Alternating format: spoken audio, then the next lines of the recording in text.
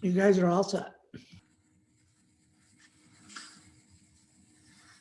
Okay, thanks. Good afternoon, everybody. This is the Thursday, December 17th, 2020, 3 p.m. Board of Health meeting. I'd like to remind everybody that this meeting is being recorded by video and audio. And pursuant to the governor's March 12, 2020 order suspending certain provisions of the open meeting law, any Nantucket public body that holds a meeting will do so via Zoom video conferencing. The video conference will be shown on Nantucket's Government TV YouTube page. We are now using Zoom webinar for meetings, which allows for the public to participate in the meeting as an attendee. Attendees must register to participate. The registration link is unique to the meeting. The registration link can be found in the description of the Nantucket Government TV YouTube live feed for the meeting. People registering to be an attendee must use their names, otherwise they will not be allowed to participate in discussion. Attendees will join in listening mode. They can click the raise hand button if they wish to speak.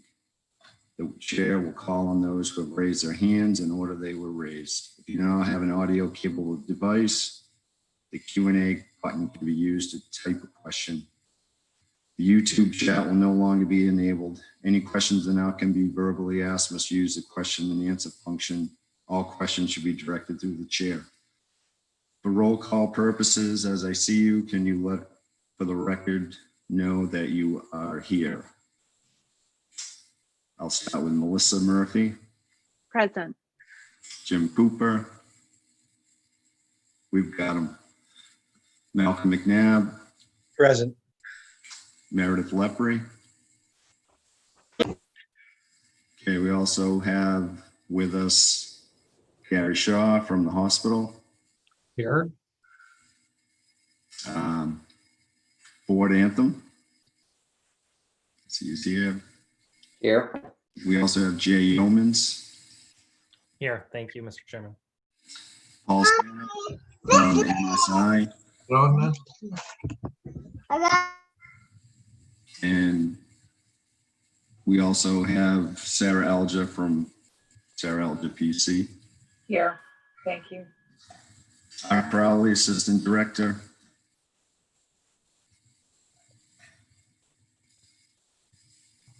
Here.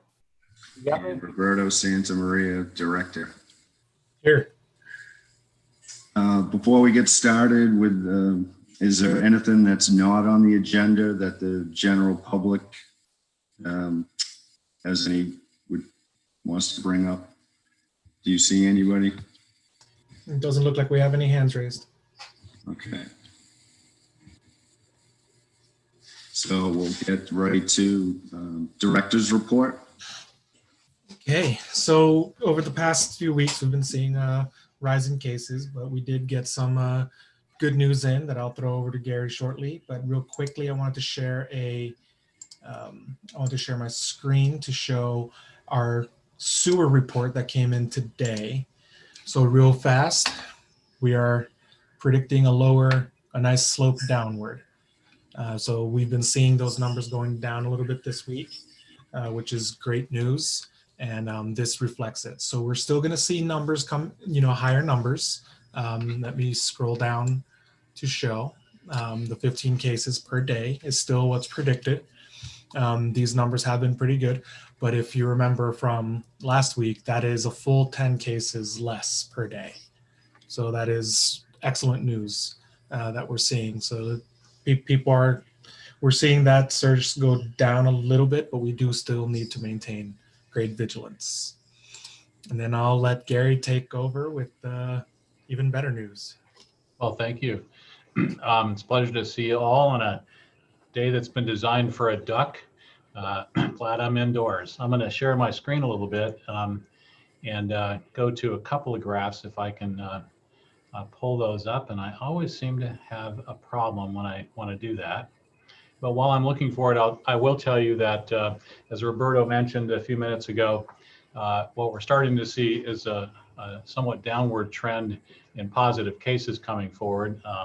It's good to see the numbers going from an average of about 25 a day to somewhere around 10. Numbers we'll be reporting out tomorrow. It'll be a number of so far 13, but that's a blend of a couple of days, and that breakdown will come out. Jason will put that out for you. That's a good trend. What I'm trying to pull up here is a pie graph that I did put on my desktop, and I don't seem to be able to get it. So Roberto, if you want to continue for just a moment, I will find out why I can't get that, and I'll hand 5 you and bring those up, okay? Are you there? There we go, Gary. We can see your Zoom screen. So just move your thing over. Okay, here we go. Should be able to see this then. Can you see Yes. that now? Yes, we can. Okay. So what I wanted to show is this distribution as we've, as I did last week of cases, because this is one of the indicators of what we would predict we would start to have impact this at the Cottage Hospital. If I open up this screen, can you see it even better, or does that make it worse for you? No, that's perfect. Perfect, okay. We're still seeing a large distribution of our cases in the age of somewhere between 20, to 50. And again, we're still seeing that the majority of people that are infected in this range are not really showing significant clinical illness, although we will say that just based on the percentage of individuals that are infected and what we know the statistics show are those people that could move towards needing some help.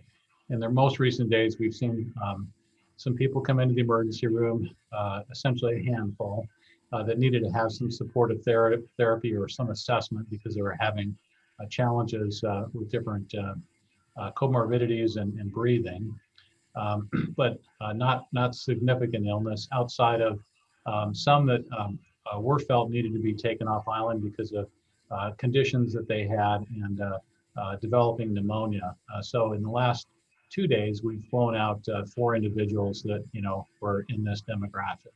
But overall, there's quite a few people infected. We're just not seeing severe disease in this. On the children's side, about 13%, still not seeing any illness really at all developing towards needing hospitalization. And then really the good news is those that are at least statistically from a proportion of illness more impacted are the more elderly, those 65 and older, and we're just not seeing very many people at all in that bucket, and we're not seeing people come to the emergency room in that category. So that's encouraging when you then add on to it the caseload decreasing. You're seeing the sewer report showing less particulate, viral particulate out. That's all good. I'm going to close this particular screen and open up the next one, which can you see this one okay? Okay, so this would really show as of December 15th, where we sat. Obviously, over here is a 7-day rolling average calculated out. The yellow line is the caseload, 7-day rate overall. The green line represents the number of individuals actually infected that are in quarantine. Of course, we know that if you're infected, 14-day quarantine is what happens. So people come on this, they come off of it. What's a nice trend is that we're starting to see this caseload, become much less of an average than what we've been seeing. So overall, the right trend. We are feeling, and Roberto, correct me if I'm wrong, that the trends are in the dense households that seem to be impacted more than others. We're not seeing trends in the retail sector or the hotel business or the restaurants. We are seeing essentially individuals that would work primarily in the trades, out and about, or in very dense households on the island, more impacted. That has not apparently transitioned into other businesses that we know of, or into single-family homes, less densely packed. So I think the trend is different than what we've been accustomed to seeing over the last couple of weeks. That's good news. We are also seeing that the portico is down more than half in the number of people driving through, and that's always a condition of either you've been tested in-house, and you've been positive and you've got contact tracing, or you come through a portico with symptoms and you've been contact traced, or you've been coming through Stop the Spread and you have a case. And so we're not seeing those collateral cases now because we're starting to see less of them. So good trends. We'll also share news that's out widely. We're trying to make sure it's out there widely, is that the Cottage Hospital began vaccinations today of the Pfizer material. That arrived yesterday mid-morning on a fast ferry. We're receiving an allocation of 40 doses a week. And it's interesting that the bottles that we received actually came with more than the allocated doses in the bottles. I guess that's a manufacturing gift that was not well known about until people started drawing vaccines out. So our 40 actually became, I think, 43 or 46 vaccines, which is even better for the community. We're able to use those. We did 20 vaccines today at the hospital. We'll do 20 on Monday. We slowed it or broke it up so that we could get a process down today and understand it and see how the flow works with our computer systems and whatnot. I'm glad to report that we didn't see any adverse reactions to the vaccines that were given today. And the list for the folks eligible on Monday has filled up. We're using a phasing plan, which puts our staff in waves that are defined by risk profile, at the Cottage Hospital for direct patient care. And our chief nursing officer is monitoring that to ensure that the folks that sign up attest that they are in those waves actually are. Excuse me. So nice to see that's here. I think that fantastic news that we've got this miracle of modern science. Now it's arrived. We'll continue to see it coming in waves. We anticipate it'll take the Cottage Hospital staff about 8 to 10 weeks to be fully vaccinated unless we start to see more of the vaccine available. So I think overall a good trend. I think that's the science that helps us understand it, what we might want to consider as a community to do something or stay where we are. But I do think that blended with the action that Roberto and the task force is focused on, very pleased with the direction that we're going. That would be my report, and I'm open for questions. Thanks, Gary. Any questions for Gary? Malcolm?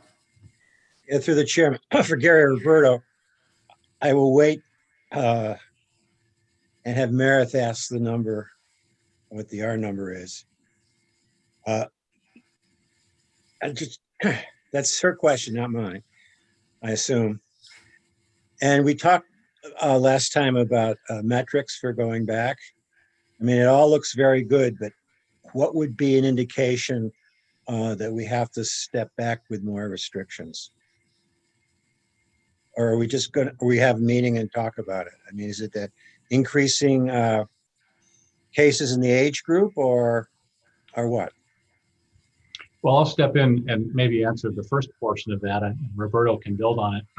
The reason that I'm showing the pie graph with the age distribution on it and talking about the severity of the clinical illness that we're seeing from those infected is because, what we don't want to be overwhelmed with is a sudden surge, coming forward. And the fact that we're seeing subclinical or very minor illness coming forward with a small number of people that do need some help is good. And it tells us that for those that are on the higher end, with comorbidities or elderly, we're not seeing that this is impacting them largely. I would say that that encourages me not to have a conversation with Roberto to say that I think that the ones 20 to 50 in age group, the bulk of them are suddenly going to overwhelm us or become, something that is hard to handle because it's growing so quickly.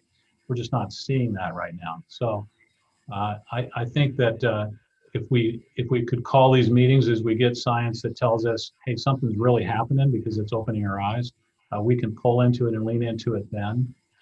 But right now, I would say the risk profiles that are out there in that pie chart and the declining cases coming forward is encouraging news to tell me that that this is starting to pass to some degree, and that I don't think stricter controls would benefit it in any way and could potentially harm economy if put in place.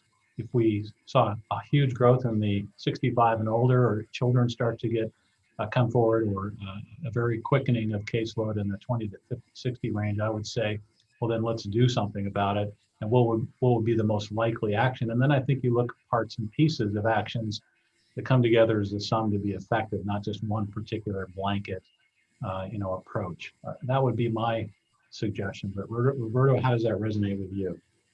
It resonates very well. Sorry, I was calculating the R number real quick. So yeah, I still do it by paper. So it does sound very good. I do suggest that we do keep at least a day or two a week open in case we do need to call in a meeting. That's mainly due to the ever-changing situation. What I am seeing really surprisingly here is with the R number. Actually, let me just go ahead and show just kind of visualization of where we are when it comes to that. So when you're looking at our trend line, so this is what it looks like for me. I have every single case. So when we look at our trend line, 7-day moving average, and how we're going, we are starting at 20 and ending at 20, which means that it's not going up, which puts us to an R number of approximately 1. So we are still seeing one-to-one transmission, which is great for the past 10 days at this point, starting from December 4th to December 16th, so 14 days. I mean, they're 12 days. I can do the math on the paper, but not in my head. It looks like 1. Yeah, it looks like 1. If we were to go really from the beginning of December 4th, it would actually start to be less than 1, but we don't want to just use an add in that. So you just do the average there, and it looks like a 1. So it's good, but it's still not great because we are seeing that spread. Right. We are hoping to see that chart go down in the coming days, and then mixed with our positivity rate. What I am looking at is just the same thing. What Gary was saying, we're not getting overwhelmed at the testing center. Well, not we. The hospital has been doing all the bulk there, so the hospital's not getting overwhelmed with the testing. So that's been really great. But yeah, I echo everything Gary just said. Meredith? So, I guess to piggyback, thank you for the R number, but to piggyback on Malcolm, I think it was not, I thought my understanding, I guess, from our last meeting was that the task force or you and Jericho were going to come up with some standards of this is when we have to close things, this is when we have to do this. And so I think that 4 people being shipped off in a week is kind of a big deal, considering any other, med flights, because I'm sure there were multiple other med flights in addition to those 4. So that seems kind of like a big deal. Being at 12% for the better part of the last week seems like a big deal. And I think that we should have some numbers and not be caught when all of a sudden there's 5 people in the hospital and we're running out of ventilators and MedFlight won't come because there's no room in Boston. So now we're going to come up with something. I mean, I just think that we really should be more proactive. And that was my understanding from the end of our last meeting, is that we were going to come up with that there was going to the task force or somebody was thought maybe you and Jericho were going to talk and come up with some sort of numbers to say, these are our guidelines. And that's kind of not what I'm hearing. No, you're absolutely right. And we're not trying to minimize it either. We're not in a good shape. We're not by any means. Even the sewer number still says those are high numbers. But I literally have not had time. Jericho and I have spoken, and he is working on a few things, but we just haven't come up with anything yet. And I know I did say we would have it by today, but we just did not have time. I just wanted to know that that is something that that was going to be worked on, and we weren't just waiting to see what happens, because I just think that we need to be a little more proactive about this than reactive.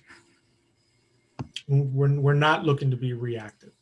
We just simply did not have time to come up with the metrics for today. Melissa? Oh, It's Mel, okay.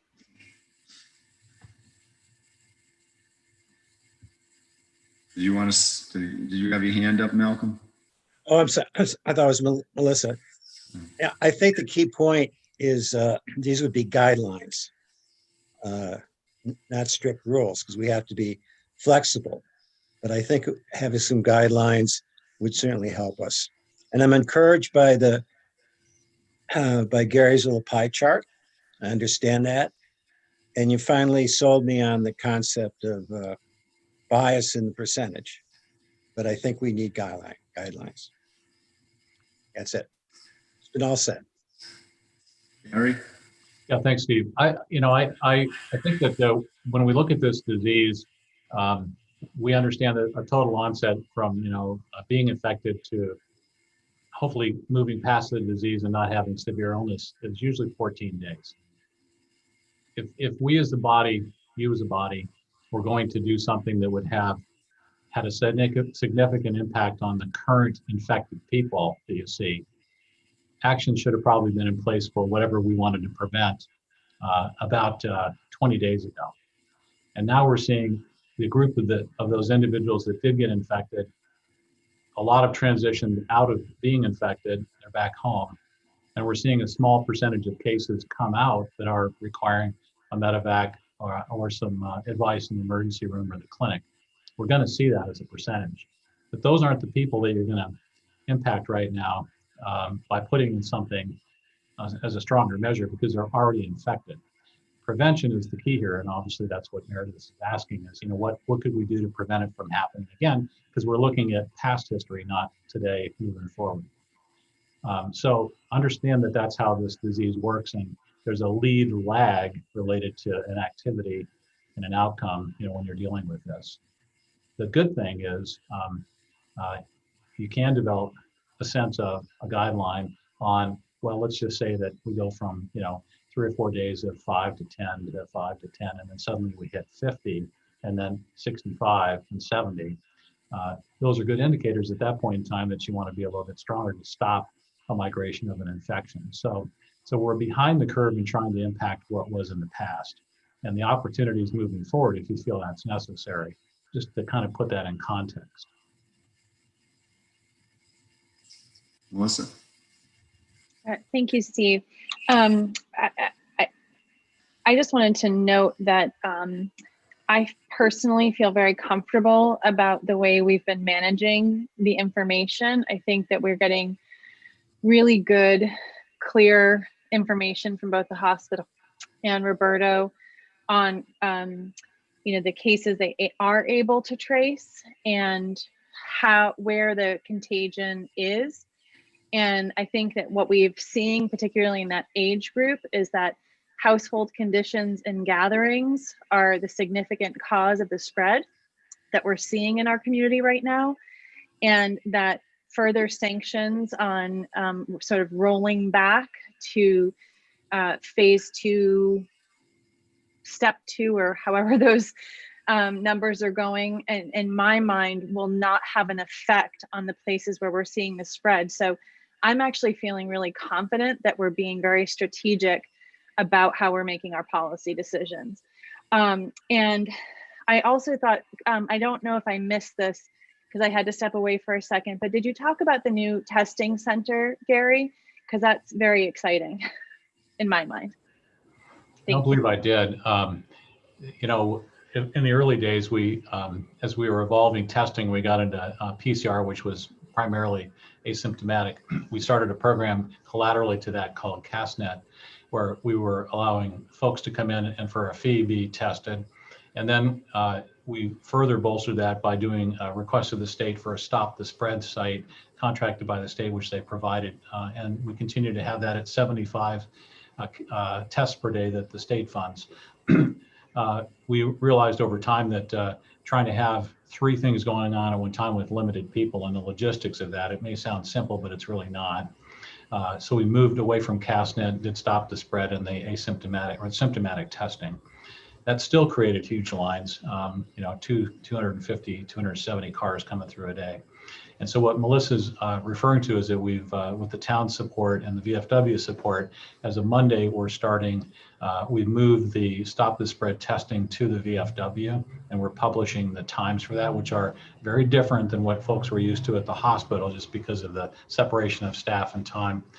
So the 75 will go to that location daily. That has been extended by the state without us having to request an extension all the way through March 30th, which is fantastic. And we will still have symptomatic testing at the Cottage Hospital with a different set of published times, so that we have two different work streams, and those lines will move a lot faster. Folks that want to do the Stop the Spread will get through that pretty quickly. It's the symptomatic side where we ask more questions, and that slows everything down. So we're very happy that we're able to get that support here in the community to be able to separate that. We would like to logistically consider the CASNet program again, but it is a time and resource appointment type thing. I don't have a date on when or if we will start that. We would like to, we just have to look at the resources. Resources now are being poured into doing vaccines, so there's a nice blend of things going on. There's good access, and I hope that answers your question, Melissa.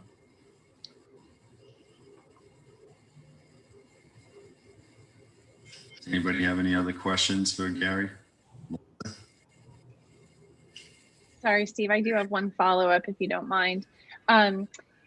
When we met, I think it was during one of our emergency meetings, and Dr. Pearl was here, there was some conversation about, sort of enhancing our contact tracing efforts. And I'm not sure if there's any update on that also. I know that's probably another tap on resources, but since we talked about it, I'm wondering if there's a follow-up on that.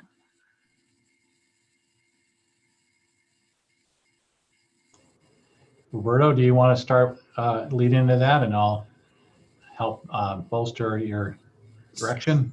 Sorry, I actually missed the question. I was trying to get Jericho in here. I'd summarize the question was around the contact tracing efforts, and have we assessed it, and were there any opportunities to improve or understand that better? Yes, so we connected with the contact tracing collaborative. I think that was yesterday. All the days of blurring together. I think it was yesterday we connected with the contact tracing collaborative, and one of the issues that they're running into is the typical logistical issues where you call a person, sometimes they're not picking up because it's a state phone number. It is, I know my caller ID shows up as Massachusetts state, so as in government. So sometimes people just don't pick up. But they are trying to get to everyone as soon as they can. They are still contacting everyone within those 48 hours. It's not always, sometimes the phone numbers are off.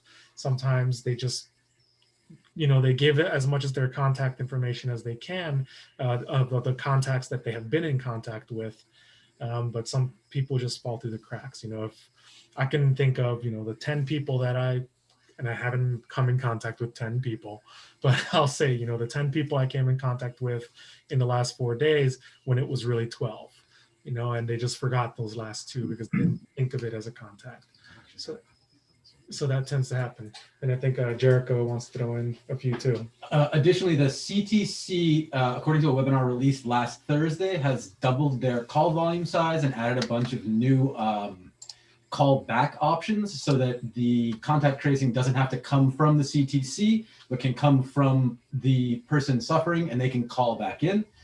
They've increased the volume of their outgoing phone calls by, I think, double, and they've added a large number, this is on the state level, they've added a large number of newly traced contact tracing workers.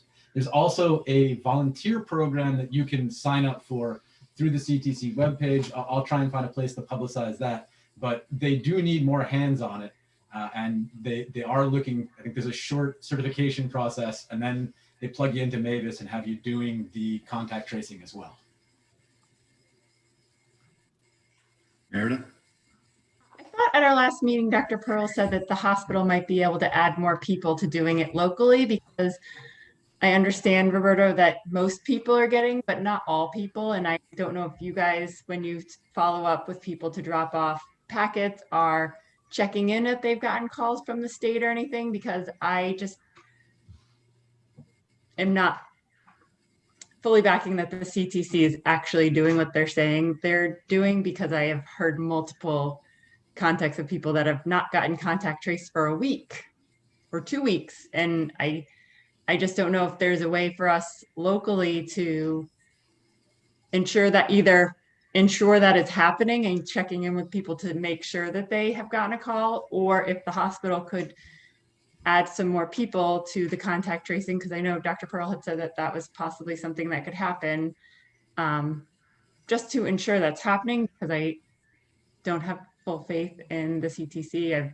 Even in my nurse leader meetings for the Southeast District of Massachusetts, all of the school nurses have had problems with CTC not calling people. So it's not just an us thing, it's everywhere. So what can we do to ensure that's happening? Let me jump in there. So I'm not sure that even I'm going to be fully confident that contact tracing is always done the way I would personally, and you, Meredith, would like to see it done. Because there's a couple of components. Let me answer the first question you had first. Can the hospital help? So we have helped, and that is on initial diagnosis that somebody's positive. On the days we were getting 40 to 60 cases or a big bulk, Elizabeth just can't handle calling that many people in a day, trying to track them down. People don't answer phones. So what we did have is Dr. Pearl and Michelle Epps, our chief nurse, identified other nurses within the cottage hospital that had time. And so we jumped in, and we've been continuing to make those initial first calls to everybody that's positive. And I'm very confident that people are getting a first call. It's then, if they've identified contact tracing information, typically what's occurring is they're getting a first call, and our staff are telling Elizabeth that first call has occurred, and then the information from our laboratory system interfaces with Maven within a certain period of time, and I think that's a little bit variable with the state. And that is then the trigger to make sure that there's information in the Maven system so that contact tracing through the collaborative or whatever resources there can actually occur.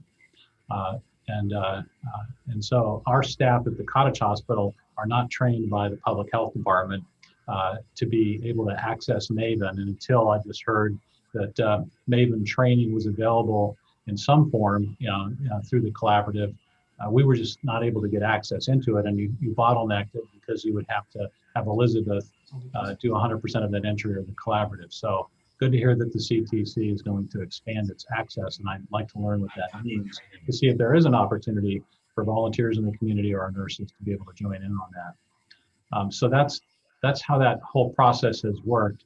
I can tell you, since I've had people that I know in the community who become positive, they've been asking me about contact tracing.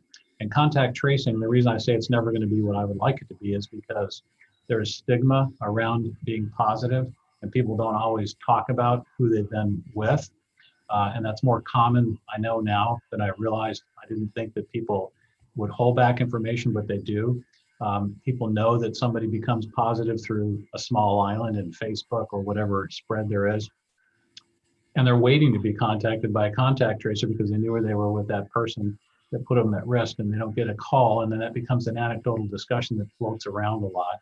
So I don't know that the problem is as big as we all think it is, but it can't always be better. I just think that the tools are there now that I'm hearing through Maven, and I'd love to see how we could use the Maven volunteer projection that we just heard through Roberto's office to maybe make a dent in that. So for those listening, please tell the contact tracers who you've been with and be open and honest. But I don't believe that happens all the time.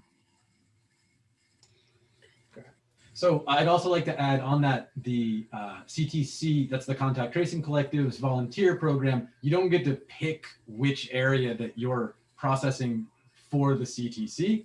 And generally for methodological purposes, they don't assign you information coming from where you live, specifically for those kind of stigma issues, as well as just a degree of independence is more useful for following up scientifically on these things. So while the Mavis volunteer program, it's recently announced, it is an option. It's not going to let you pick the area that you're working in. It's going to be getting assigned through the Mavis database. Then you're going to be following up with cases all around Massachusetts. So what that really says, Mary, is even if I could say I could put 25 people into contact tracing, they're not all going to be applied to Nantucket, and they have to have access to Maven to be able to get in there and actually get the information and enter their tracing contact information so it can be effective. I understand that. I just thought that I believe in previous meetings that there's more than just one person trained to do contact tracing here. So I didn't know if those people were brought into, I mean, I understand how this all works. I have been at the forefront but I just think that if we could do some locally, if we have more than one person trained, why are we not using them? Or if we could train more people to do it.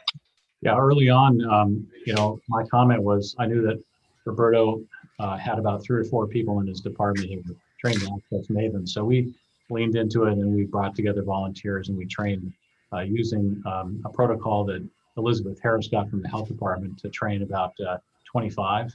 And then we learned that the state would not let us into Maven to do contact tracing. So what that then meant is that those individuals, when needed, could only make the initial first phone call, but it all had to go back through Maven. So it's a state process now that we've leaned into that is not letting us be able to do local contact tracing unless we tried to do it by paper, which would be totally difficult and ineffective in the long run. Yeah.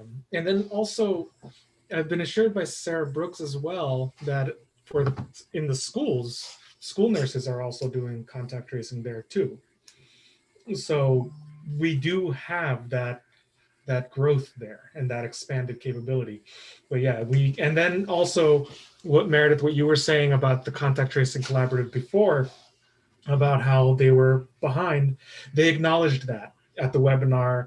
What, that was last week? That was last Thursday or Friday. Yeah, they acknowledged it, and what they're doing to do is they expanded how many people they can. So, to my knowledge, in my conversation with them yesterday, they had already been in contact with the 90 previous cases. So we're hoping that that problem's been fixed. Or at least improved on. Yeah. Melissa? Thank you, Steve. I just wanted to add for the public's benefit, and just a reminder on what Dr. Pearl had said to us, that there have been some people who have been really forward and rising above any sense of stigma, even talking about their infections on social media, and asking their circle of friends to be in touch with them. So I think as much as we want to rely on local and state contact tracing efforts, it's also, again, a bit of personal responsibility if you have the virus to think about who you've been in touch with, and certainly not suggesting everybody needs to go on a social media platform and announce it if you're not comfortable with that. But there's a lot we can do within our own sphere to let people we know that we've been in touch with that we have the virus, and that will help expedite and support those ancillary efforts of our local and state tracers.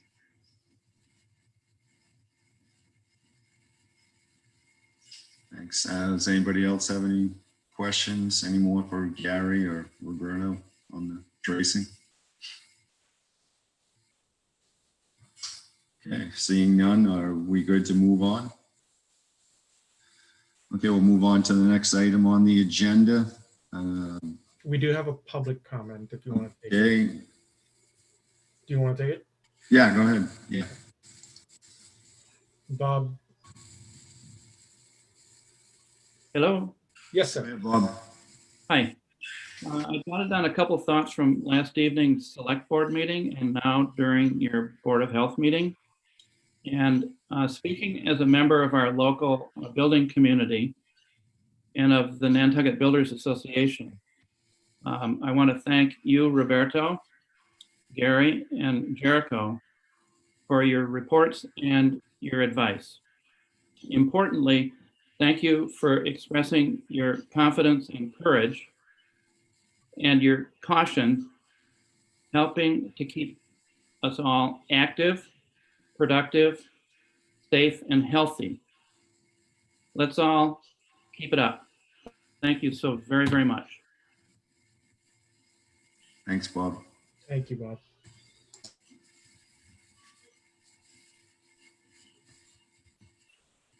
Any other hands? Are we good? Okay. Well, we're gonna move on to, we got some minutes, review the minutes. November 19th, 2020, December 6th, 2020, December 8th, 2020, and December 11th, 2020.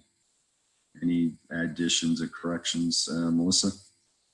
Yeah, selfishly, the November 19th minutes on page 2, a part where it's referencing a statement I made. It's using the pronoun, I'm sorry, whatever it is, of he's uncomfortable instead of she's uncomfortable as it relates to my comment. So very minor change, but I did read the minutes and I caught that. So if we could change that to a she's uncomfortable instead of a he's, I would appreciate that. It's a middle of the page, page 2, just above the PFAS discussion line. And other than that, I had no issues with the minutes. I'm sure Terry will correct that.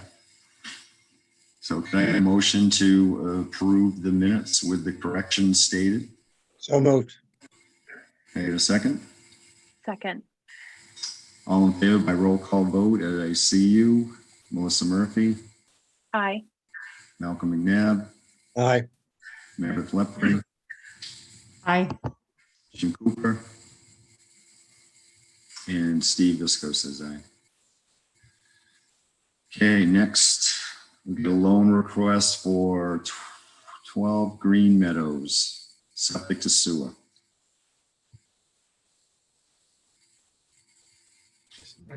And I think we're good with the septic to sewer loan. It's a straightforward connection. It's the sewer is available and it's the normal funding. Recommend approval. I move for approval. Got a second? I'll second. Okay, all in favor by roll call. Melissa Murphy, Aye. Malcolm McNabb, Aye. Jim Cooper, Meredith Lepre, and Steve Visco says aye. So that is approved. Loan request approved. Okay, variance request for 167 Humming Pond is going to be continued until the next meeting in I think January or December. Anyways, it'll be one of the next, maybe next month or after. Actually, it's January, so January meeting. So next, we got a variance request from Title V minimum setbacks, 29 Rouge Lane. Okay. And I believe Artel, would you like to introduce this one, or Paul, would you like to introduce this one? I think we should let Paul, and then I can make some comments afterwards. Sounds good. Paul, you're good to go.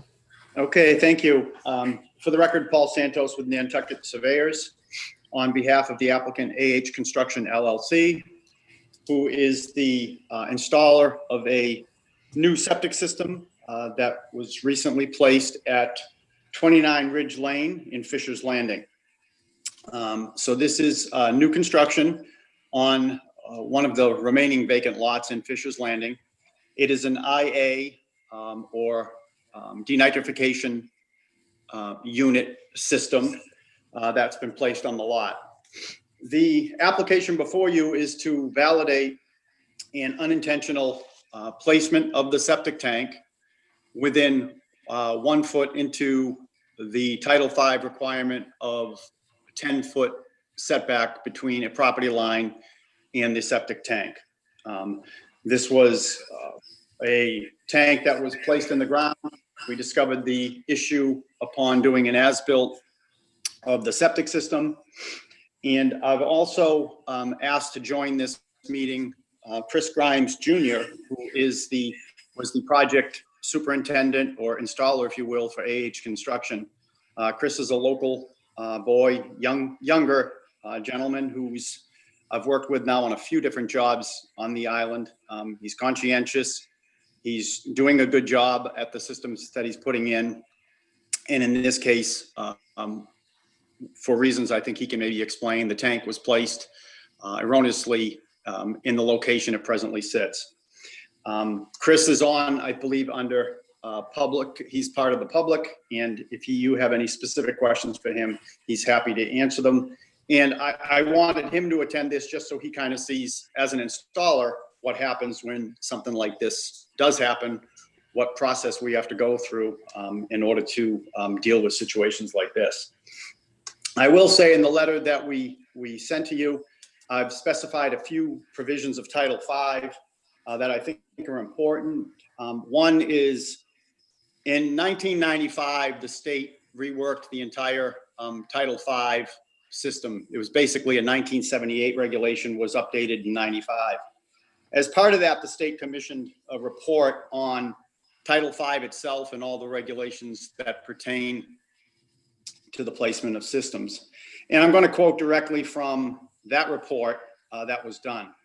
It says, while most of the separation distances specified in Title V are based on concerns related to protection of public health and the environment, technical literature evaluating Title V has in part stated that the 10-foot property line setback is intended to assure that adequate working space is available for system installation, maintenance, repair, and replacement.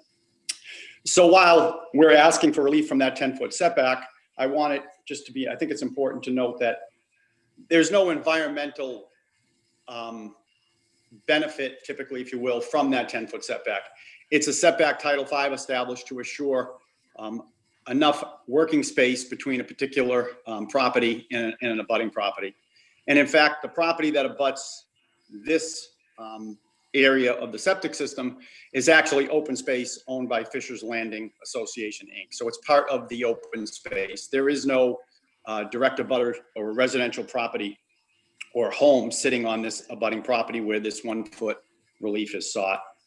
And I've also stated in the letter that a level of environmental protection that it's at least equivalent to that provided under 310 CMR 15 can be achieved without strict application of the provisions of 310 CMR 15 from which a variance is sought. So in a sense, I mean, this happened, we've discovered it, the tank was in the ground. It is, the other option obviously is to go back out, excavate and move the tank. It is a heavier tank where it's a denitrification microfast unit. And we thought it best on behalf of everyone involved here to come before you and seek relief. Chris is available. He is, I believe, a member of the public watching. But I think at this point, maybe we'll turn it over to Artel and we can proceed from there. Just real quick, I promoted Chris to a panelist here so he can also speak. Okay. Artel, would you like to kind of go at this point? Yeah, I will. Can you hear me? Everybody hear me? Okay.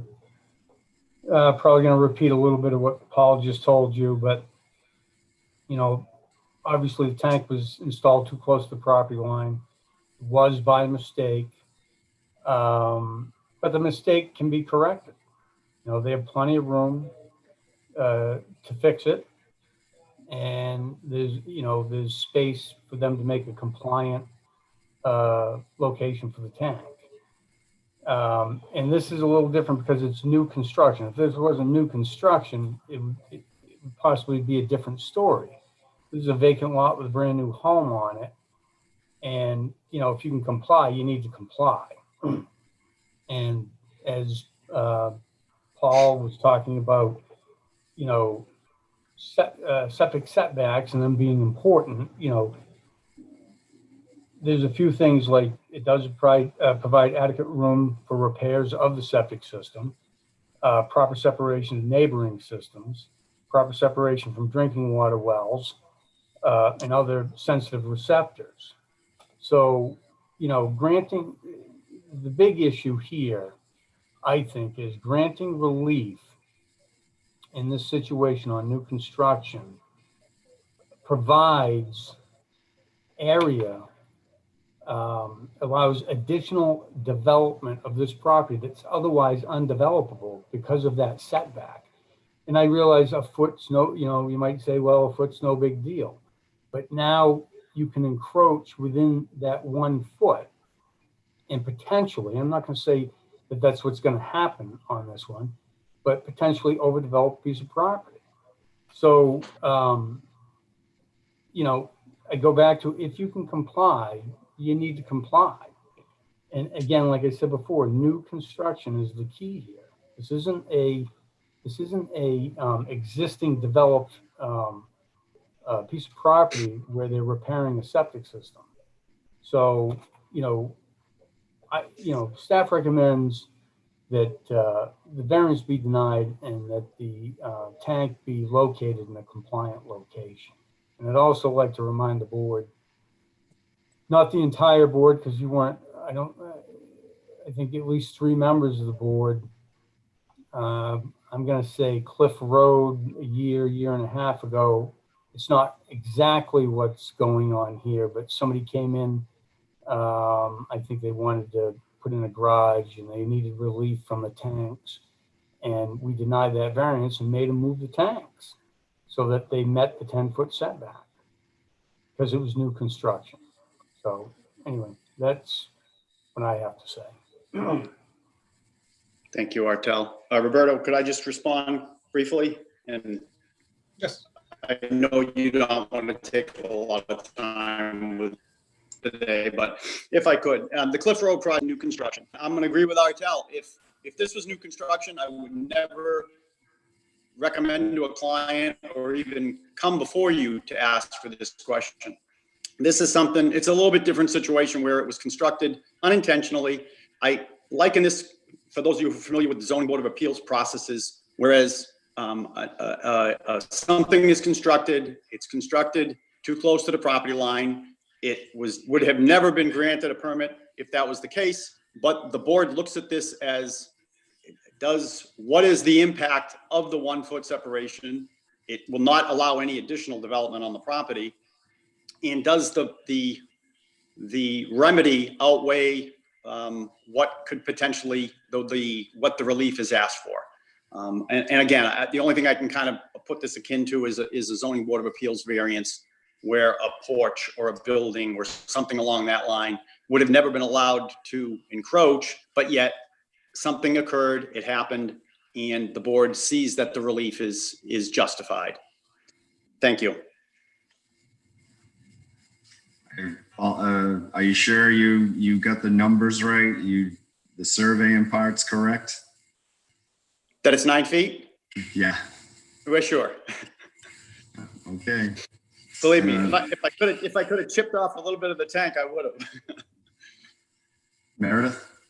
I just have a question of, I mean, if we were to say yes to this, it would set a precedent that other people could then do this too, and that could become sort of a snowball of a problem. I guess I'm asking the rest of the board. That's sort of been my understanding over the last few months of being here, is that if something like this could lead to other people coming with that. And I understand it's 1 foot, but next time it could be 5 feet, or it could be, so I'm just asking your all opinion.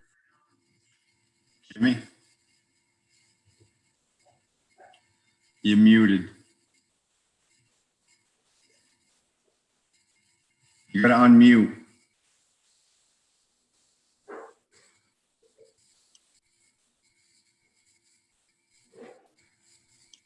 Can you hear me now? Yeah. All right. Does that lot now become non-compliant where the septic system infringes on the setback? If that guy goes to sell that lot, it's not a legal lot, is it? Jim, if you grant a variance, that's the magic wand to make everything fine. Okay, all right. So I agree with Meredith. She said if you let this go, then the next accident might be 6 feet, and you can't. If you let this guy do this, you're going to be faced with it again down the road. So I don't agree with it. I think how we've mostly looked at these situations in the past, and we can go back to separation distances to water. This is a setback. I mean, the board's always felt like if you can comply, then you can comply. That's just bringing up a few other times that we've had many of these situations in front of us, not, more on groundwater separations, a couple other distance separations. Anybody else? Go ahead, Jim. And I agree with Artel. It's a situation where it can be fixed right now. So it's new construction. I suggest they just go dig, if they have to dig it up and fix it and put it where it belongs, and that's the end of it.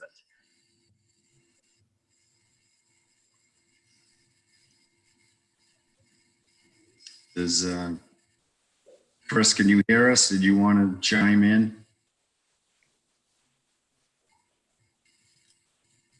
Yeah. I think he posted in the chat, Steve, that he was having connection issues and couldn't even hear the conversation. So, Well, if I could chime in one more time, because I don't think we're going to sway the board, quite honestly, but I will say I don't think it does set a precedent. Again, I'm going to go back to kind of the ZBA theory here. And if that was the case, no one would ever be before the ZBA either. Again, if this was new construction, I think that would set a precedent, and I wouldn't agree that you would do it, and I don't think you ever would do it. But again, I don't think at this point, from what I'm hearing, we're going to sway you one way or the other. I think we've done our best to make the case for the tank being in the ground, and we'll kind of let the board vote on it and see where we go. Malcolm? I move we reject the variance. Second. Okay, all in favor by roll call vote, as I see you, Melissa Murphy, aye. Jim Cooper, Aye. Meredith Lepre, Malcolm McNabb, Aye. and Steve Visco says aye. Thank you for your time. Thanks, Paul. Thanks, Paul. Variance requests from Title V, that's setback. Public hearing, 105 CMR, minimum standards for swimming pools. Do we have to reopen the public hearing? Well, we're not reopening. This is a new public hearing, so we do have. This is new. So can I get a motion to open up the public hearing on the swimming pool? So moved. So, second, All in favor by roll call, Melissa Murphy, aye. Jim Cooper, Aye. Meredith Lepre, Aye. Malcolm McNabb, Yes. Steve Visco says yes. Public hearing is open. Okay, so this is what we're opening a public hearing so that we can discuss the pool attendant requirement or the lifeguard requirement from 105 CMR 435. Specifically section, give me just a moment, section 23, so 435.23. Which says that all semi-public pools or public pools require a lifeguard or or person of equivalent training to be present at the pool whenever the pool is open. The Board of Health does have the authority to not require lifeguards or to require someone of like training, which is what we had done. And then I'll let Sarah and her clients discuss what they see our process had been. The way I had interpreted the process was that we voted in 2015 to require CPR and first aid trained attendants at the pools whenever they were needed. And then through administrative issues, some of it didn't get enforced correctly. And then when we started enforcing it correctly about a year and a half ago, or 2 years now, almost 2 years now, it turned into an issue of we thought that homeowners associations and condominiums were exempted, which was a vote under Richard Ray. And I believe it was, Sarah, correct me if I'm wrong, it was 2009, I believe, when Richard Ray voted that. 2011. 2011, thank you. It was in 2011 when that exemption was put in. So we had to we were reopening the hearing in order to make sure, or opening a new hearing to discuss specifically the HOA and condominiums and things like that, so that we can clear that information. And I'll let Sarah take over. Okay, first, I just want to thank the board so much for taking the time to do this hearing. I know you have a lot of important things on your plate, so I will try to be concise. I have with me Brian Barnett and Terry Sanford, who are from Hawthorne Park. We also are speaking on behalf of a number of other condominium and homeowners associations who are in kind of the same boat that we are. I also have Jay Humans and Ford Anthman from Smith, Costello, and Crawford. They're independent third-party consultants that we brought in to provide guidance on this issue and hopefully help us in this hearing. So just briefly, I think Roberto did a pretty good job of explaining what happened in 2011, at a time when, before Roberto's tenure and when Richard Ray was the director, the Board of Health EVs, we went back and we had to actually, we never found the minutes or anything in writing, but we went back and listened to the hearing tapes and we provided those to you. But in 2011, at a meeting, a vote was taken that explicitly excluded residential communities from the requirement to have an attendant at a semi-public pool. So that would have exempted places like Gnaw Shop and Hawthorne Park. In 2015, there was a group, an in-group, a hotel group that came to the board to ask that the restrictions be loosened as to their requirement, because for hotels and other semi-public pools like the Nantucket Inn or the Nantucket Hotel, they were required at that point to have a lifeguard. So they were coming in and asking that the restrictions be loosened, reduced, so that they only had to provide an attendant. And so somehow, when that happened in 2015, there was I guess, I don't know if it's I don't know if I want to call it confusion or whatever happened. It was interpreted that the action in 2015 increased the requirement to also undo the exemption that we think the board had rightly granted in 2011, and to make all semi-public pools subject to the attendant requirement. And that's kind of where things were. There was no enforcement of the requirement from 2015 until the fall of 2019. And it was then that we came into this kind of like, what do you mean? What do you mean there are these restrictions on homeowners association pools? We had no idea.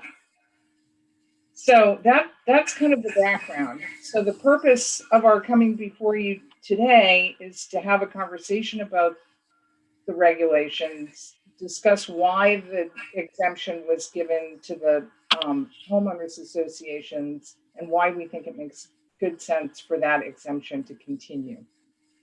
And I think with that, I'll turn it over to Jay and Ford. Thank you so much, Sarah, and Mr. Chairman, through you to the board members. I just want to thank you all. My name is Jay Yeomans. I'm a partner at Smith, Costello, and Crawford. And relevant to today's discussion, I'm the former senior advisor and number 2 at the State Department of Public Health for many years under several commissioners. And in that role, oversaw the Bureau of Environmental Health, which includes community sanitation and pool safety, the Massachusetts Pool Code. So have quite a bit of relevant experience related to the Massachusetts Pool Code. And I just want to say, first of all, you guys have a fabulous public health director and public health team. All of us up here in Boston, I know, look to Nantucket as being a real leader on public health and environmental issues. So I just want to say thank you for all that you guys do. Wonderful hospital too that I know that just does God's work. So I appreciate you guys taking the time in the midst of what I can't even imagine these last few weeks have been, last few months have been for all of you. So hopefully we can have a little little deviation from the norm and talk about what we hope we can be doing here in about 6 months, which is sitting next to a pool. With that, you know, just a little bit of background, and then I'll turn it over to Attorney Athman from our office, who worked with me to provide some analysis. I was reached out to by the folks at Hawthorne and Attorney Alger, who I've worked with and know from past work, and to specifically contract our firm to really look into this, both in a local Commonwealth of Massachusetts level, but also do a national environmental scan as to, you know, how have condos and residential pools been dealt with, and really what are the safety implications. You know, I sat with Christian Frizette's father after Christian passed away from a drowning. Many of you probably now know about Christian's Law, which requires flotations devices. So I take very personally, I had to, you know, I drove out to Central Mass and sat with that gentleman for 3 or 4 hours, you know, kind of just going through the emotion of losing a son. So I take very seriously kind of this problem that's before the board. And, you know, your job is to protect the public health and the environmental health of Nantucket. And I really value that. And so I want to make sure you get to the right answer. It's not just about getting to the answer that the condo owners want. It's about getting to the answer that's going to actually protect the human and environmental resources of Nantucket. And so with that open mind, Ford and I delved into really looking at this research because I didn't know what the answer was going to be. And ultimately what we have found is that if you were to look at this in a complete just policy vacuum, public pools with a lifeguard requirement, or semi-public or even residential pools with no staffing requirement, it's pretty obvious. Having lifeguards at pools is safer. And I'm not gonna ever dispute that. That is absolutely safer. However, we don't make policy in a vacuum. And as you guys well know, at the local level more than anything, people make choices. And those choices ultimately impact with policy. And what we found doing our national environmental scan is when it comes to, and I'm going to distinguish, just want to be clear on language here, commercial semi-public pools, which in my mind, that's hotel pools, club pools, spa pools. We're talking about amenities at a location that are being specifically used to make money and drive volume, versus what I'm calling residential public, semi-public pools, which is really your condominium pool, your shared pool amongst homeowners. What we found is that when residential semi-public pools, condos, had the same requirements as public and commercial semi-public pools, people, because of the cost, which ends up being actually more expensive to staff and to support a continual cost of having these increased standards on the condo, choose to install, if they're able, their own private pools. And we've seen that in numerous studies that Ford will go through.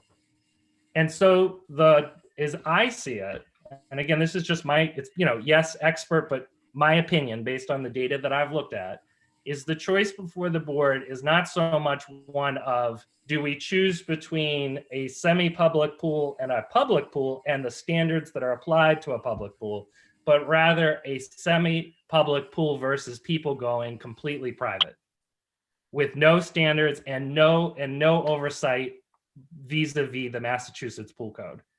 And let's be honest, let's look at who lives in Nantucket in these condominiums. I mean, I wish I could live there, but these guys are folks that have the resources to put in those kinds of pools, and they will. Data shows they will.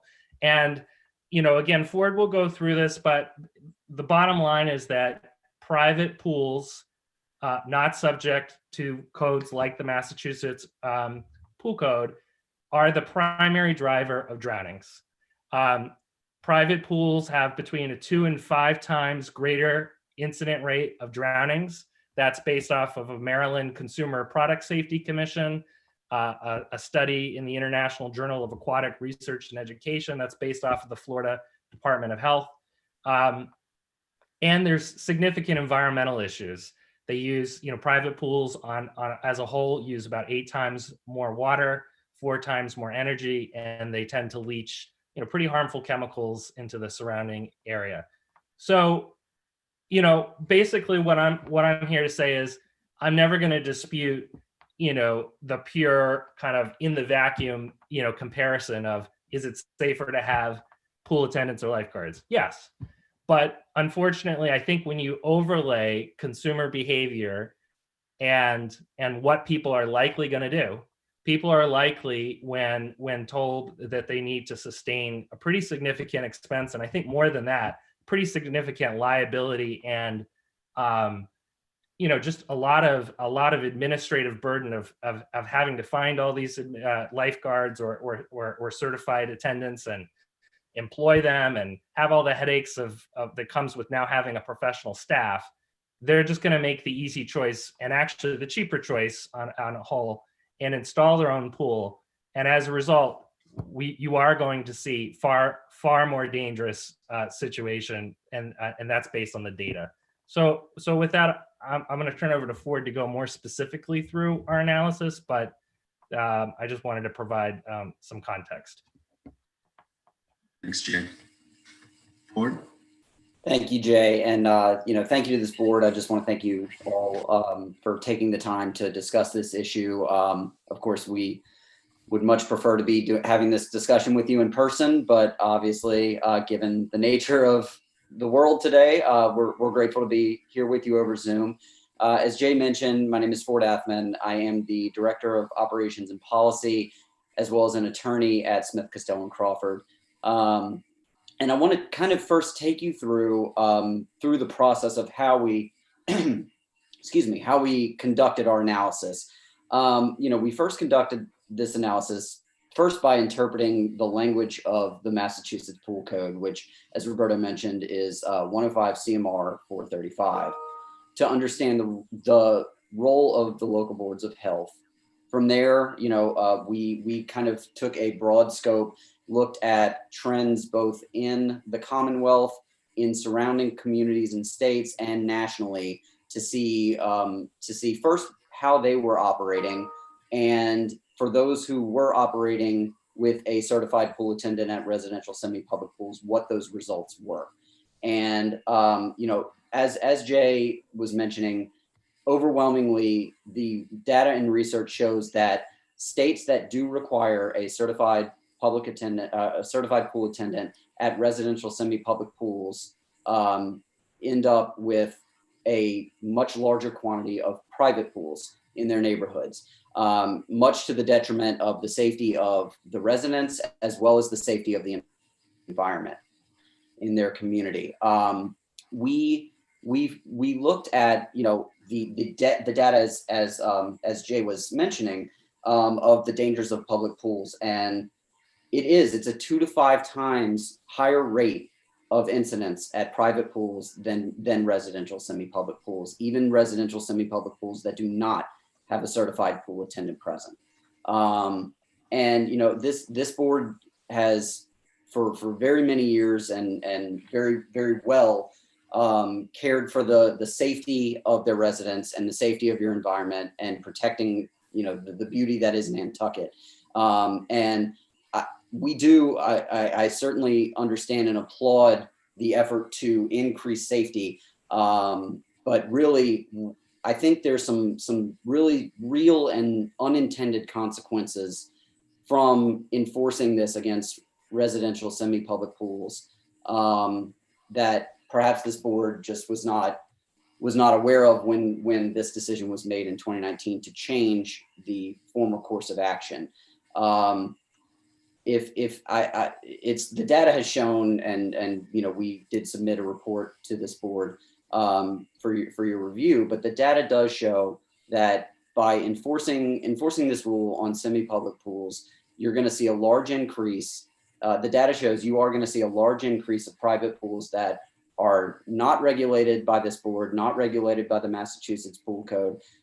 They are not required to have the same safety regulations that all semi-public and both commercial and residential, along with public pools, are required to have, which is signage, fencing, first aid kits, and things of that nature, flotation devices, all of those safety features that you have currently in place at these residential semi-public pools, you don't have at these private pools, and you're actually increasing the likelihood of a fatality or an incident in Nantucket. And just to be clear, that's I think we're saying it, but this isn't an opinion. This is actually a study that was done in Arizona where they used two competing condominiums. One condominium actually had a similar staffing requirement as is being proposed and enforced now, versus another condominium that did not. And what they found, consistent with what Ford said, is that the owners moved to just having these private pools. And so it shows over a course of several years what were the impacts. And I thought that was really relevant to what we're discussing here.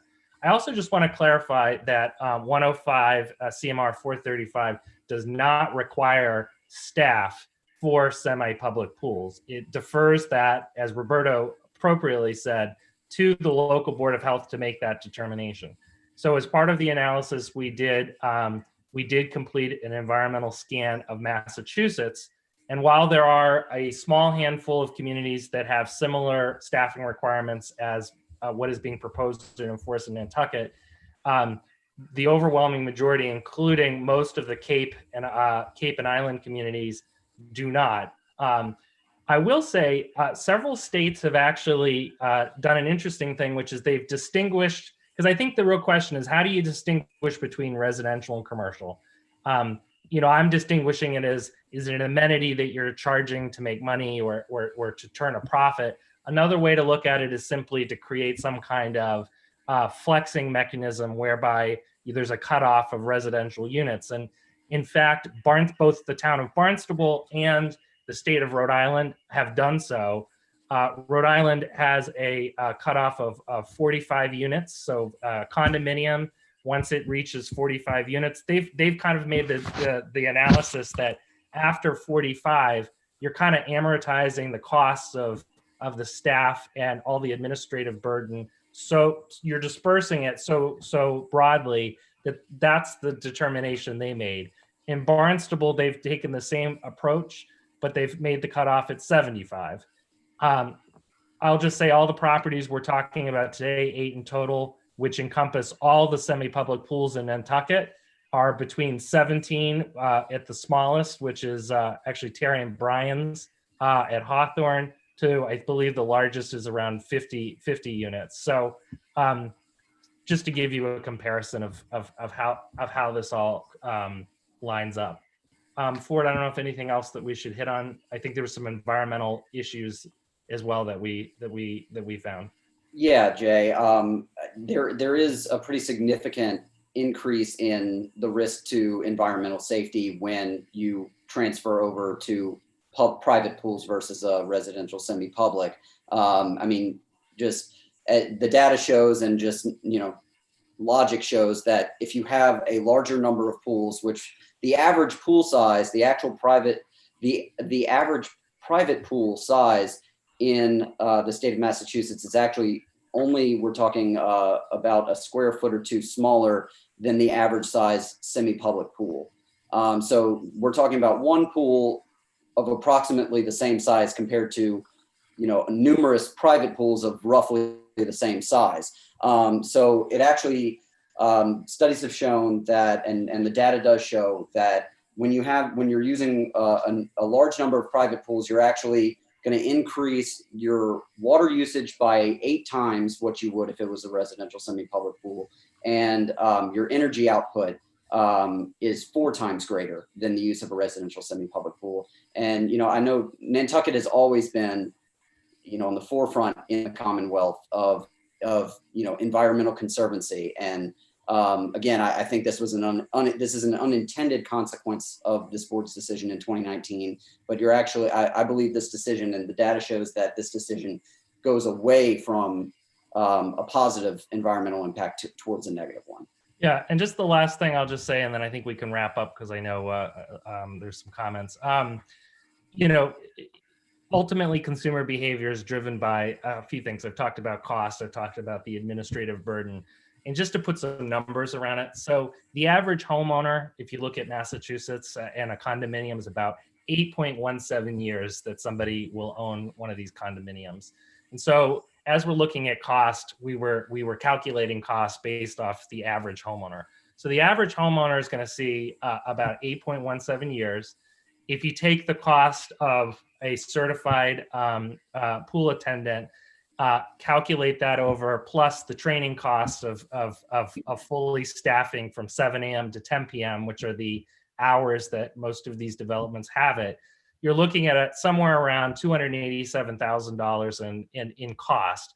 But that's before you come up with the fact that these are all volunteer, part-time, volunteer boards and part-time residents largely, which means that you're going to have to then also hire some kind of property manager, et cetera, which is going to significantly increase that cost. Our back of the envelope assessment is you're looking at approximately about $1 million over that 8 years. Now, obviously, that's divided amongst however many properties that there are. And as I said, this ranges from 17 to 50 in the developments that are being discussed today. That's to compare to installing with a one-time cost your own private pool, which in Massachusetts, using the average pool size, is about $52,000. So I just think it's important to be aware of that. Again, I'm not here to argue at all that having staff versus not having staff is something that's debatable.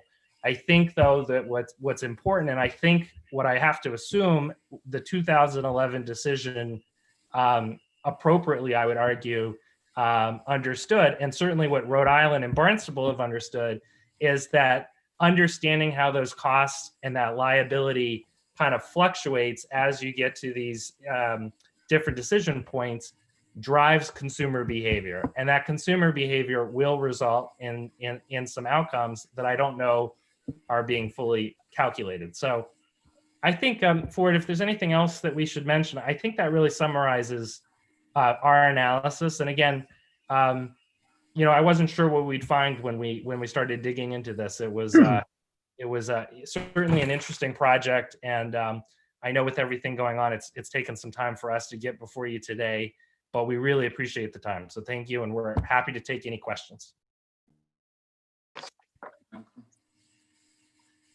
I actually think I have one question, and I think Meredith had one. I just want to understand something. Maybe Sarah can help me here. So what is actually on the books now? I mean, I've been living with the concept that we had to have pool attendants, which was defined as someone with CPR training, and could dial 911, basic skills. But I hear we may have not done this right.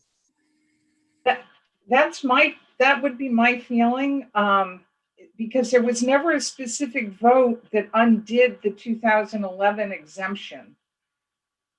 And we're sure of that, because I can remember, I thought I remembered voting on something like that.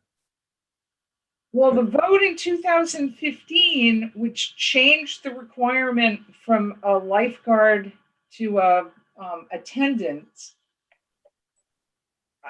I think you could argue it either way. You could argue that the exemption remained in effect because it hadn't been overturned, or you could say that it was overturned as part of that 2015 vote. It's just that I don't think it was done kind of consciously in 2015. The issue that I have with what happened in 2015 is that the hotels came asking that the restrictions be loosened. None of the condominium or homeowners association players came to the meeting in 2015 because I think they didn't think they were being affected. They thought their exemption was staying in place, and that what was happening was a reduction in the requirement for the hotel pools, going from a lifeguard requirement to an attendant requirement. That's why we asked for this public hearing. So I think you're making the decision today. Okay. I mean, that, I think it's certainly cleaning it up. Kathy, So- let's have Kathy chime in here for a second. Hi, good afternoon. I just wanted to say that public hearing I was at in 2015, I believe Art was there. I believe all the public and semi-public pools were notified, and as it was a public hearing, it was in the paper for 3 weeks. So everybody was invited to attend, and the meeting that was voted on, in my memory, was public and semi-public pools were given the waiver for a lifeguard requirement, but they would have to have a certified pool, like a pool attendant, on staff at all times. And that pool attendant, during the hours of opening, would be required to be CPR and first aid certified. So that was the vote that I remember in 2015. So if I could just kind of give a little bit more background to this. So we, without being able to find meeting minutes from 2011 or 15, we actually listened to the meetings.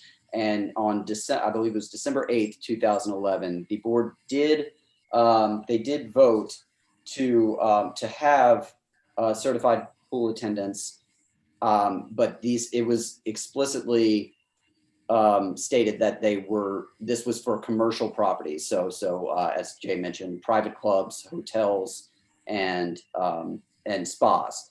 And so in effect, semi-public pools were exempt from this. In 2015, Or just to be clear, semi-public pools weren't exempted. Semi-public pools were bifurcated between, or distinguished between, commercial and residential. Semi-public pools is a definition, and Roberto, of course, knows this like the back of his hand.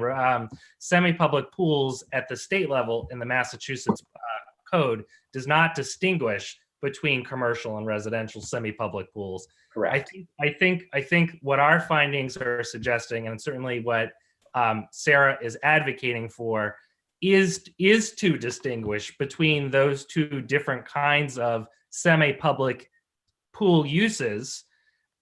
And I think what Ford you're saying is that based on your review of the meeting tape, not the minutes, but because we couldn't find them, but the meeting tape, recording itself, that the board at that time had similarly distinguished between, again, the commercial use, hotels, spas, clubs, and non-commercial residential use, which is what we're talking about today. That's correct. And in 2015, the board actually unanimously voted to ease those restrictions, as has been discussed, specifically for commercial semi-public pools. So they eased the restriction for commercial semi-public pools, and had, in effect, did not change any of the decision that was made in 2011 regarding residential semi-public pools. And it wasn't until 2019 that this board pivoted and included residential semi-public pools. So it wasn't a matter of enforcement from 2015 to 2019. It was that residential semi-public pools had not been included in the decisions that were made in 2011 and 2015. Mr. Chair, I suggest you go on to questions, and because it sounds Yeah. like we're gonna have to I'm sort out gonna the- have Artel has some information he wants to. All right, I'm going to try to shed a little light here, because I believe I was in all of the public hearings regarding this. In 2011, residential semi-public pools, we didn't even license, right? We were supposed to be licensing them, but it was an oversight by the department. So we weren't even licensed them. There wasn't even any requirements on them in 11.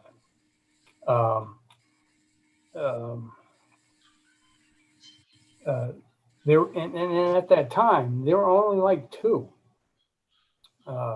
semi-public, what we're calling residential pools. And while lifeguards are not required by the 2011 board, it was my understanding in 2015 that board required attendance of all public and semi-public pools, which included residential semi-public pools. So, and that happened in November of 15, okay? I believe it was November of 15. At the time, we had a seasonal inspector who did a great job for us for many years, but you know, he started in April and he was finished sometime in September, October. The pool attendant requirement was never conveyed to him when he showed up in April of 16. And it wasn't till 19 that we identified that and sent out a letter to some of the semi-residential public pools that weren't in compliance with the pool attendant. So that's a little back history on that. I mean, I do have a little more that I would like to share with the board as far as an opinion on what they should do, but I don't know if this is the time or the place. Maybe later in the meeting or not, I don't know. Hey guys, it's NCTV. Sorry to jump in. We do have another meeting that starts in a half hour, so we'll probably have to close it in about 10 minutes. Okay. Can I just add one thing? And this is just a fairness thing. We've never been able to find the minutes from that 2011 meeting. I don't know where they are, but we do have the tape. We also have the tape from the 2015 meeting. The minutes from the 2015 meeting weren't voted on and made available until December of 2019. So, and of course you weren't enforcing the requirement from 2015 until 2019. So for all intents and purposes, for a person coming into this from the outside, there was no way to tell that this requirement was in place. None of the minutes were available. It wasn't being enforced. And I guess I don't want to spend too much time looking back because it really doesn't matter. What I'd like to focus on is let's make a decision now. Let's set the rules now and let's make them clear and let's make a decision that makes the most sense. And I think what would make the most sense is to continue the exemption for what I would call the residential semi-public pools, and maybe do a limitation the same way that Barnstable does. Maybe say up to 75 units or some other, whatever number you think is appropriate. But to impose a requirement now on semi-public residential pools, these HOAs and condominium associations, it really does put a huge burden on them. I think in fairness, there hasn't been an incident in all this time when there has been no enforcement. I think the people do a very good job. I think what Jay and Ford have just presented is very persuasive. And I'd ask you, if you can't vote today because you're going to get shut off by NCTV, maybe take some time between now and your next meeting to listen to the hearing tapes and maybe think about this, and we could come back to the next meeting. I don't want to come back to the next meeting, but I also don't want you to make a decision because you're pressed for time in the next 10 minutes. The board members? Jimmy? I don't want to vote on this tonight. There are too many things, there's too many questions that I have. And if we have to end this meeting in 10 minutes, I don't want to vote on this tonight. I don't know how the rest of the board feels. Meredith? Fine waiting. Thank you for the presentation, although I think that it was all a bit short-sighted because 10 people a day die from drowning. A lot of these developments I've looked up, they don't have enough room on their lots to put private pools, so I'm not really so concerned with that. I don't think spending $20 an hour on someone who has CPR and first aid and can dial a phone is too much to ask to prevent someone's 3-year-old from falling in the pool. So I really think that the lawyers have sort of tried to misdirect this into a different issue than a safety issue, which is really what I think it comes down to. So I'm happy waiting and doing more research, but I really feel like this is a safety issue, not a, they're going to put a private pool in, so we don't want that. I think that's sort of a ridiculous argument. Just, Mr. Chairman, just to be clear, I too agree that this has to be a safety issue, and I hope that everyone takes a chance to read the report we put together. I would just ask that that happen. Malcolm? Yes, I read your report. I unfortunately didn't read all the references. Since it seems as if we're going to vote on this next month, if you could send me someone, you talked about the environmental impact. I would like to see those publications. I mean, if we're talking about studies done in Arizona, where it's hotter and the pools are running a lot longer than they would in Nantucket, and I'm sure I don't think that's a fair comparison. And it seems to me that all the pool literature is all done in Arizona. So I would actually love to see those reports and look at their scientific validity. The other question I want to look at in the next week are what are the requirements of putting a pool in Nantucket? And I don't know though. I tried to find them yesterday and I couldn't get them all. And I want to look into that. And I have to think about whether you what's the difference between a private pool at a condominium and a semi-private pool at a condominium. That to me is mind-boggling to me. I don't understand it. So those are the three things I'm going to look at in the next month. Particularly, I want to see any scientific literature report study you have. If you could send it to me, I'd appreciate it. Terry? Yeah, this is Terry Sanford on behalf of the Hawthorne Park HOA. I just wanted to respond, clarify something that Meredith put her finger on, which is some of these HOAs and subdivisions appear to have public pools because they aren't practical on the lot size. That's certainly true. Well, not totally true, but generally true for our project at Hawthorne Park. And I just wanted to point out that the reason that was true is because, like on that particular project, I think same is true with Finback and Beach Plum. Those subdivision designs were driven by open space zoning regulations, which were in place specifically to reduce the use of resources on these sites and to basically encourage communal assets and smaller lots and building footprints. So that is by design and in context with what Ford and Jay presented as in a broad policy direction to encourage the de-intensification of development and development of private pools and so on and so forth. So I just wanted to add that because I think she's right if you look at that, but there's a reason that it got there. And if these pools are regulated and burdened the way we're talking about, I think it starts to work against the work the zoning boards are doing to encourage the open space developments. And I can tell you from a practical standpoint as a developer, it's just not a practical premise to develop a common pool amenity. You develop the site with private pools if what we're talking about were enacted. Thanks. Jimmy? I get a question. These pools that we're talking about and all these subdivisions we're talking about, they're not strictly owner occupied pools. These properties will be rental. Am I correct? Is that a question for Brian and I? It's a question for anybody.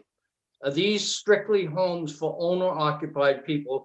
I was under the understanding that these houses will be rental properties. Yeah, I'm not aware that there's any owner restricted requirements on any private property in Nantucket. No, so I'm just, what I'm saying to you is Like the pools it will could be rented. The pools will not be used only by the owners of the property. They'll be able to rent those properties to whoever they please. So there'll be other people occupying those, using those pools that are not owner occupied. Am I right? I think that's possible, just like any private piece of property. Okay, no, that's just a question I had. All right, thank you. Yeah, I think just to further answer the question again, I totally understand some of the thinking that's here that I'm hearing between the lines here, which is, again, if you're comparing this to a public pool, I know where this debate goes, because that's where I would go too. I would suggest that we have to overlay the consumer behavior and costs as you're thinking about this. And I'll just point out that between 60 and 75%, depending on what study and state, and again, to Dr. McNabb, we'll make sure that everything gets sent to you so you can come to these conclusions on your own. But between 60 and 75% of all fatalities in drowning fatalities are happening in private pools. And these are homes that could be on Airbnb and rented as well, and often are. The difference is when you have a residential semi-public pool, meaning a condominium pool, you do have the benefit of a communal watching of these pools. You have at Hawthorne 17 units that use that pool. There's a higher likelihood that you're going to have people watching. Again, I'm not disagreeing that if you had a public pool or you had a lifeguard there and you could assure yourself that people wouldn't install private pools, yeah, that would be safer. But when I say it would be safer, the difference is between 10% and 15%. Again, when you look at the fatalities, those 10 and 15% are the differences between public pools and residential semi-public. So we're now talking about a very small margin of improvement versus going between private pools and semi-public, which is a huge delta. So I don't know if that's helpful. Let me, we'll let. Hey guys, sorry, I just got to jump in. We actually do have to end the meeting like within the next minute. Okay, well, I think we're gonna have. I was going to make a motion to continue the public hearing until the January Board of Health meeting. We need a date certain, so we'll need to Okay. continue it to January 21st. So a motion to continue the hearing to January 21st. Second. All in favor by roll call, Malcolm McNabb, Yes. Jim Cooper, Yes. Melissa Murphy, Aye. Meredith Lepre, and Steve Isco says aye. So can I get a motion to close this public hearing? So moved. Second. We can't close it. We can't. We've already continued it. I We're think we need continuing a it. motion to adjourn this meeting. I I'll move make we a- adjourn. Second. Okay, all in favor by roll call vote. Aye. Jim Cooper, Aye. Meredith Lepre, Aye. and Steve Isco says aye. Okay, we'll pick this up next month. Thanks everybody for coming. Thank you. I'll put this first on the agenda for the 21st. Okay, Sarah? Yeah. Thank you so Thank you much very for your much. time. I really appreciate it. Thank you.